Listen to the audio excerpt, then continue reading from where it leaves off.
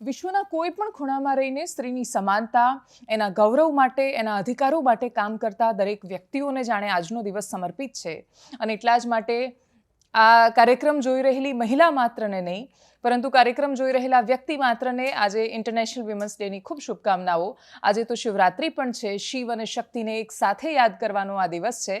પણ સાથે અમારા દર્શકોનો આંકડો અમે જ્યારે જોઈએ છીએ તો પણ એ 50% સ્ત્રીઓનું અસ્તિત્વ હોવા છતાં એટલી સ્ત્રીઓ દર્શક નથી, એટલી સ્ત્રીઓ ગંભીર વિષયો પર વાત નથી કરતી, સ્ત્રી બિઝનેસ, ક્રિકેટ કે પોલિટિક્સ પર વાત નથી કરતી. એમનું જે કન્ટેન્ટ કન્ઝપ્શન છે એ પણ ખાસું સીમિત છે. એ લોકો શું જોઈ રહ્યા છે કે જોવા માંગે છે એ પણ સીમિત છે. અને એટલે જ બહુ વિસ્તારમાં આના વિશે વાત નથી કરવી, પરંતુ આજે સ્ત્રી, રાજનીતિ અને સમાજનીતિ ત્રણેય વિશે વાત કરીશું. નમસ્કાર, આપની સાથે હું દેવાંશી.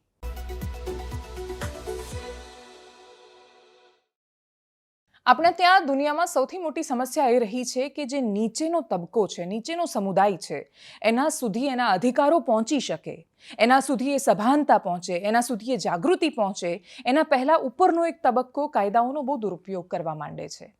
અને એટલા જ માટે એક બેલેન્સની સાચા અર્થમાં જરૂર છે. સ્ત્રીઓ વિશે વાત કરવા જઈએ તો મને એવું લાગે છે કે એક સ્ત્રી હોવાના નાતે હું મારું બાયસ કદાચ હોઈ શકે એ બાજુ પર મૂકી દઉં, હું બને એટલું બેલેન્સ કરવાની કોશિશ કરું તો પણ એટલું સમજાય છે કરવા જતાં કે એ ઉપરના તબક્કાએ સૌથી પહેલાં પોતાને મળેલી સ્વતંત્રતાઓને, કાયદાઓનો દુરુપયોગ બંધ કરવો પડશે, તો જ નીચેના લોકો સુધી અધિકારો પહોંચશે. પણ સાથે સાથે જે વિષયો પર આ વખતે તો થીમ પણ ફિનાન્શિયલ ઇન્ડિપેન્ડન્સ છે, ફિનાન્શિયલ ભાગીદારી છે.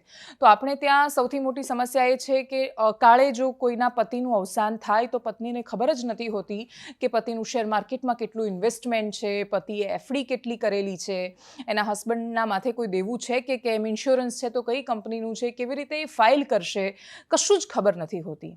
અને એટલા જ માટે ના કાયદાકીય બાબતોમાં, ના આર્થિક ઇન્વેસ્ટમેન્ટમાં જો સ્ત્રીઓને કશી જ જાણકારી નહીં હોય, એમને ટ્રાન્ઝેક્શન કરતા નહીં આવડે, બધું જ પતિ કરીને આપશે, તો તમે કલ્પના કરો કે ન કરે નારાયણને તમારી સાથે કોઈ દુર્ઘટના ઘટશે ત્યારે તમે શું કરશો. અને એટલા જ માટે વ્યક્તિ માત્રની જવાબદારી બને છે કે પોતાની આસપાસ રહેલી સ્ત્રીઓને આર્થિક રીતે વધારે મજબૂત બનાવે. બીજી એક જવાબદારી આપણા બધાની એ બને છે કે દરેક કિસ્સામાં જો સ્ત્રી ખોટી હોય તો એને ખોટી કહેતા ખચકાટ ન થવો જોઈએ. સ્ત્રીની આડશ આગળ એ અધિકારો દુરુપયોગ ન થવો જોઈએ, જેના કારણે નીચેના તબક્કા પર એની બહુ અસર થતી હોય છે. એ સમુદાય સુધી એના અધિકાર નથી પહોંચતા. અને છેલ્લે વાત કરવી છે કે આપણે ત્યાં સ્ત્રીઓ જાહેરમાં વાપરી શકે એવા આપણે ત્યાં સારા શૌચાલય જ નથી હોતા. એના માટે જવાબદાર આપણે નાગરિકો તરીકે છીએ, પરંતુ છતાંય વ્યવસ્થાઓ બહુ જ ઓછી છે.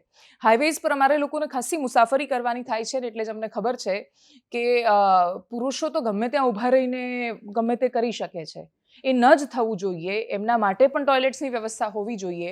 પણ સ્ત્રીઓની સાથે બહુ ખરાબ થતું હોય છે કે એ લોકોને સારા વોશરૂમ નથી મળતા જાહેર માર્ગો પર.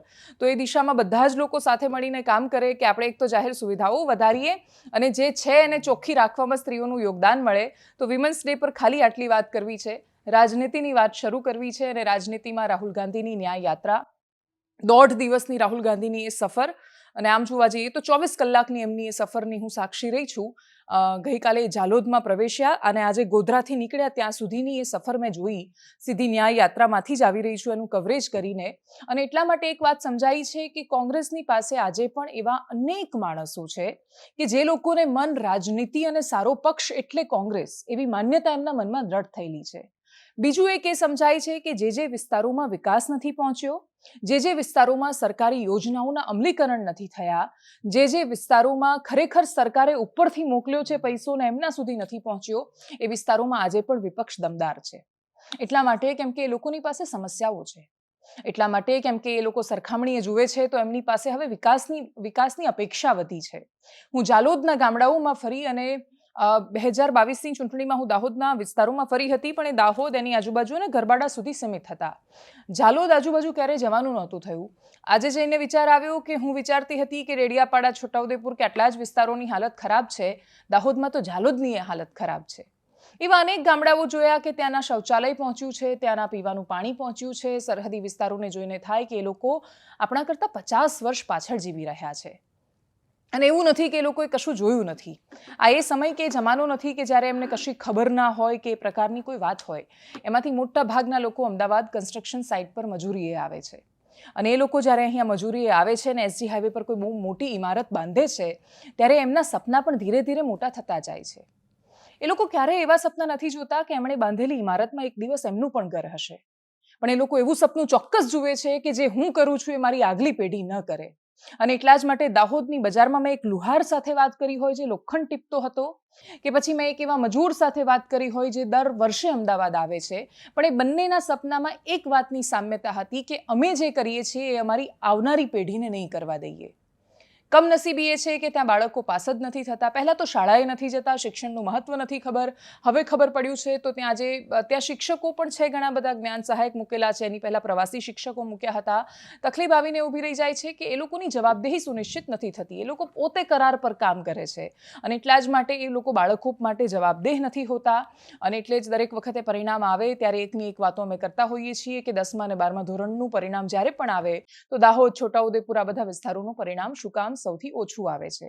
એનું સૌથી મોટું કારણ એ છે, એક તો બાળકો ભણવા જ નથી જતા, સ્કોલરશિપ માટે પણ ભણવા નથી જતા. જાય છે એમાંથી 50% ઉપરના લોકો સ્કોલરશિપ માટે જાય છે.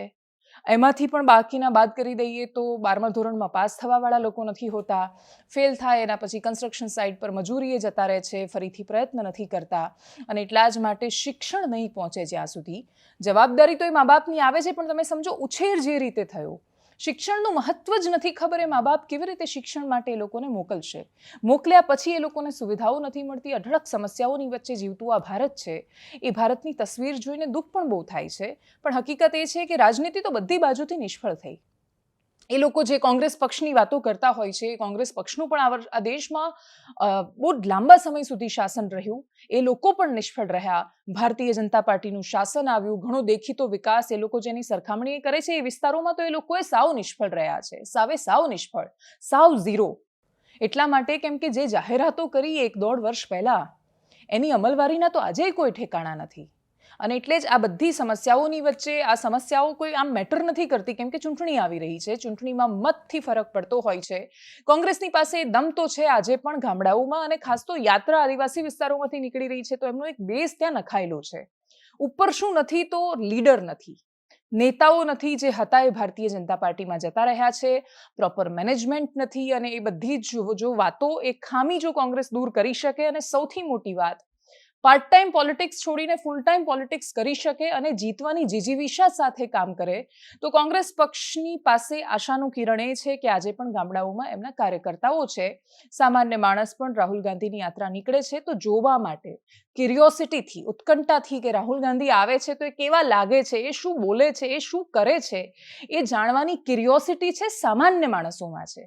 અને સામાન્ય માણસો પણ જો કુતૂહલતાવશ કે ગમે તે રીતે પણ જો એમને જોઈ રહ્યા છે ને સાંભળી રહ્યા છે, તો કન્વિન્સ કરવાની જવાબદારી પક્ષની આવી જાય છે. ને એટલા જ માટે ભારતીય જનતા પાર્ટીનો કોંગ્રેસ મુક્ત દેશનો પ્રયાસ, કોંગ્રેસનો ફરી એકવાર ખીલવાનો પ્રયાસ, પણ એ બધાની વચ્ચે આજે દાહોદથી નીકળેલી રાહુલ ગાંધીની યાત્રા, ઠેર ઠેર અલગ અનેક જગ્યાએ કરવામાં આવેલું આદિવાસી નૃત્ય, રાહુલ ગાંધીનું સાતત્યતા સાથે મણિપુરથી લઈને છેક ગુજરાત સુધી પોતાના અલગ અલગ મુદ્દાઓ પર કરવામાં આવેલું ભાષણ. આજે જયરામ રમેશ કોંગ્રેસના નેતા છે, એમણે જ્યારે પત્રકાર પરિષદ કરી શક્તિસિંહ ગોહિલ વગેરેની સાથે, ત્યારે એ પત્રકાર પરિષદમાં પણ હું હાજર હતી. એમણે ન્યાય યાત્રાને વિસ્તારથી સમજાવી. કેટલો સમજાયો કે પાટીદાર સમાજ અને આદિવાસી સમાજ, ગુજરાતમાં આ બે સમાજોને કોંગ્રેસ ટાર્ગેટ કરી રહી છે. કોંગ્રેસ ઈચ્છે છે કે એમના વોટ એમને મળે. આદિવાસી સમાજનું પ્રતિનિધિત્વ રાજ્યની કોંગ્રેસમાં કેટલું છે અને ક્યાં છે, એ એક સૌથી મોટો પ્રશ્ન રહેવાનો છે.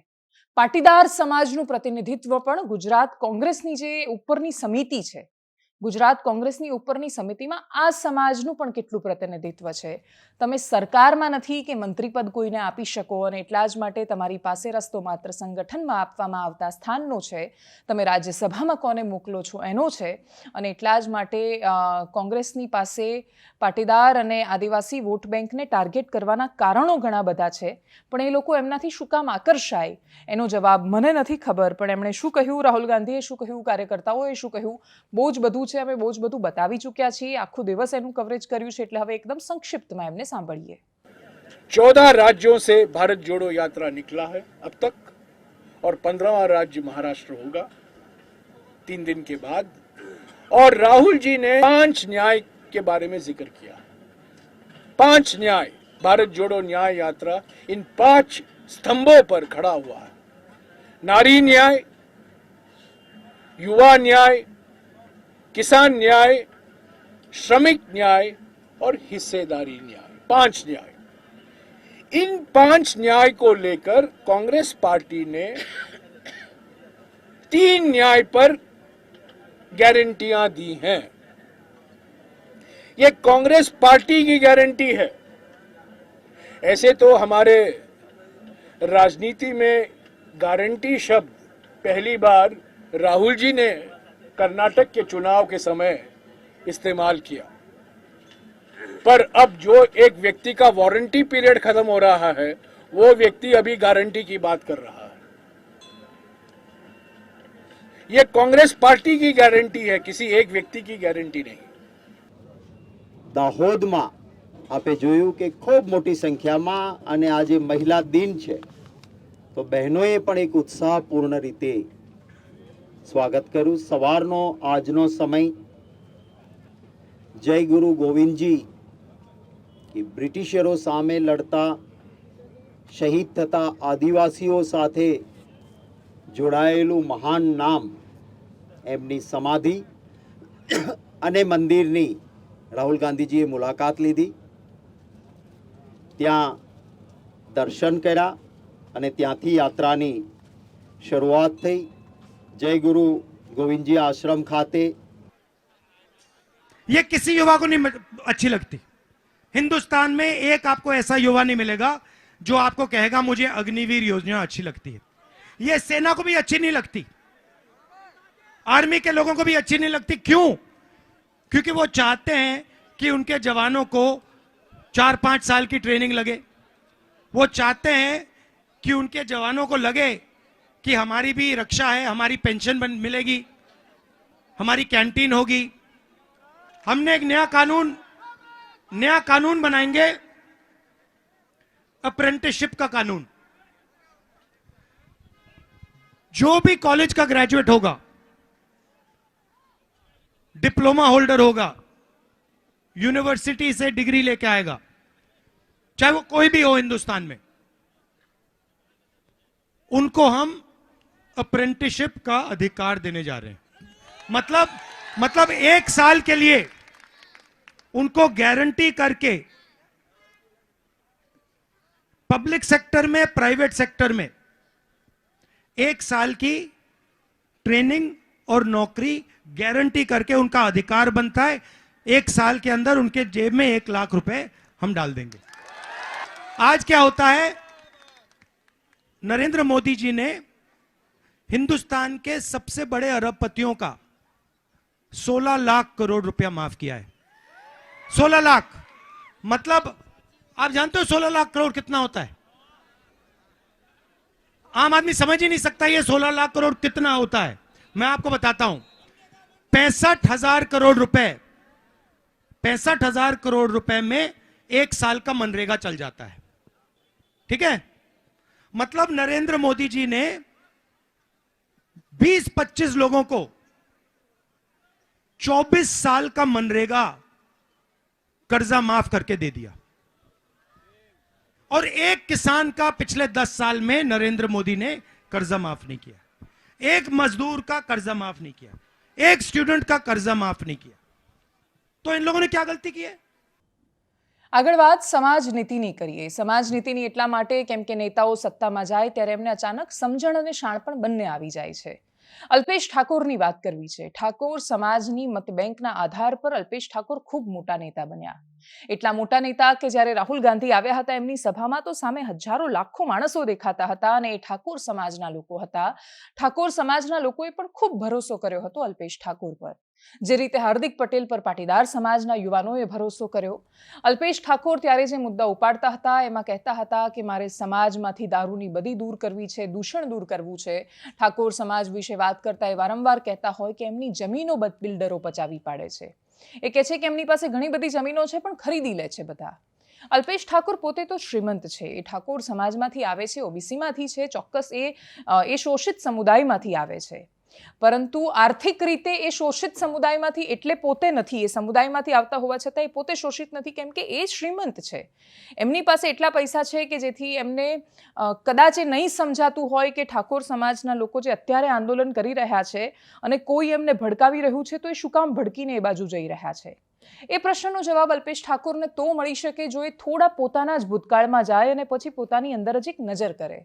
તો એમને ખબર પડશે કે એક સમય આ જ સમાજ હતો અને આ જ સમાજને શાણપણથી, સમજણથી સાચી દિશામાં લઈ જવાની જગ્યાએ આંદોલન કરીને આંદોલનની દિશા અને એ દિશાને એના આધાર પર એમણે પોતાની રાજનીતિ ઊભી તો કરી, પરંતુ એના પછી એ સમાજને શું દારૂબંધી એમાં ત્યાં લાગુ કરાવી શક્યા? એ બધી દૂર કરાવી શક્યા? પ્રશ્નો તો ત્યાંના ત્યાં છે.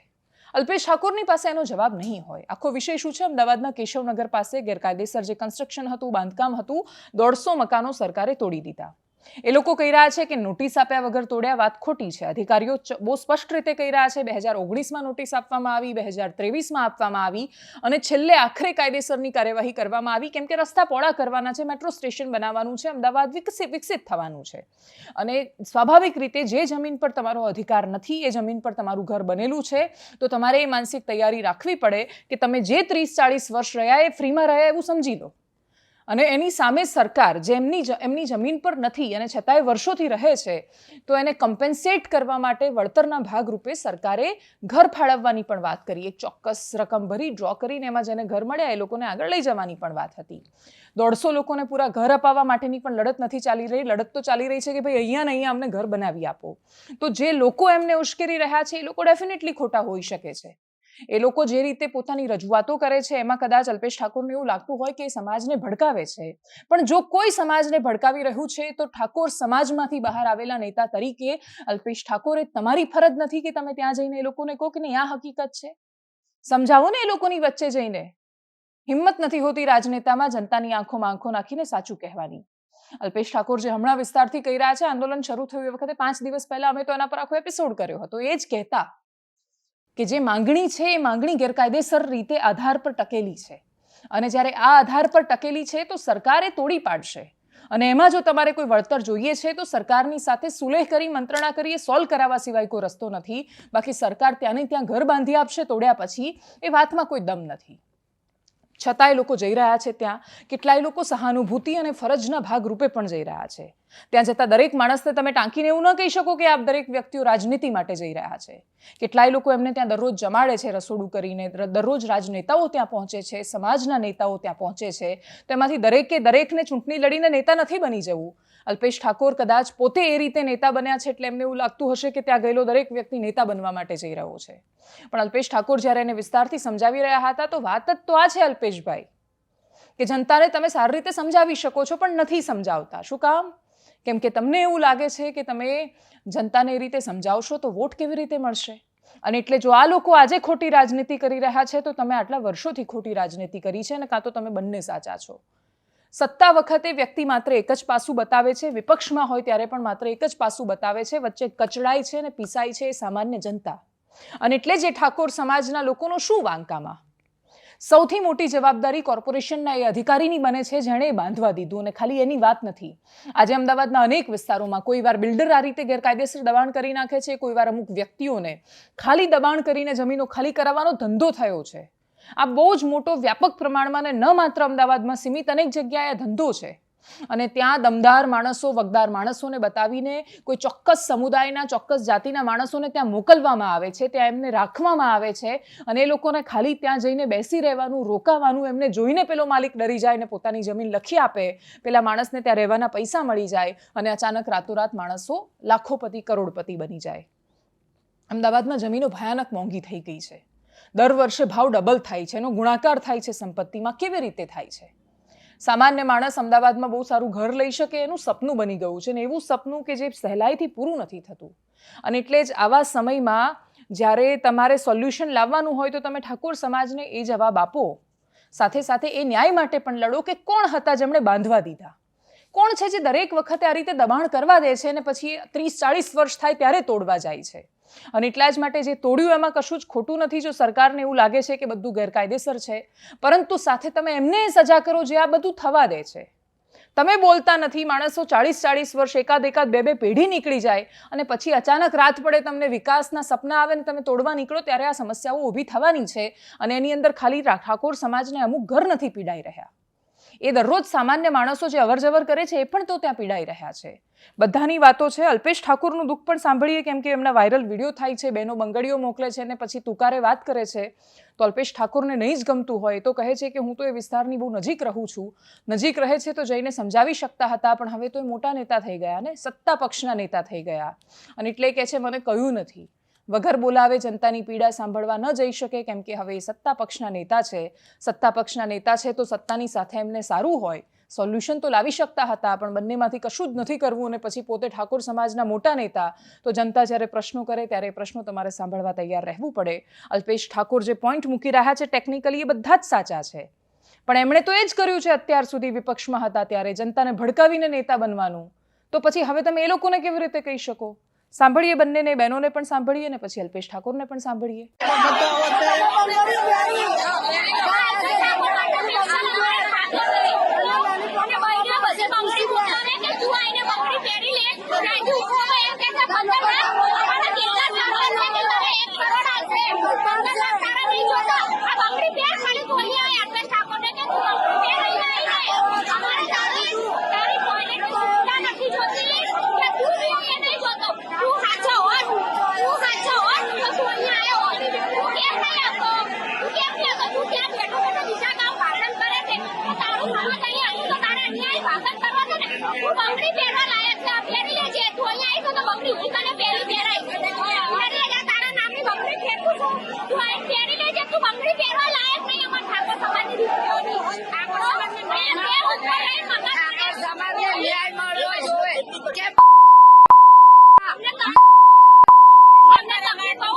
દોસ્તો વાત કરું છું, હમણાં તમને અમદાવાદમાં એક બહુ બધા વિડીયો અને બધું બહુ વાયરલ થયું હશે. મારી જવાબદારી છે કે જવાબ આપવો જોઈએ. એ જે જગ્યા છે એ જગ્યાથી મારું ઘર બહુ નજીક છે, હું ત્યાં જ રહું છું. દોસ્તો આપણા ગરીબ લોકો છે, મજદૂરી કરીને ગુજરાન ચલાવતા આપણા જ લોકો છે. 1962માં અરે 1982માં ત્યાં સરકારી ટીપી પડી અને એ જે જગ્યા જે માલિકની હતી એને 89 કે આજુબાજુ ક્યાંક વળતર લઈ લીધું. 1989માં સરકારે ત્યાં ખૂંટ મારી દીધા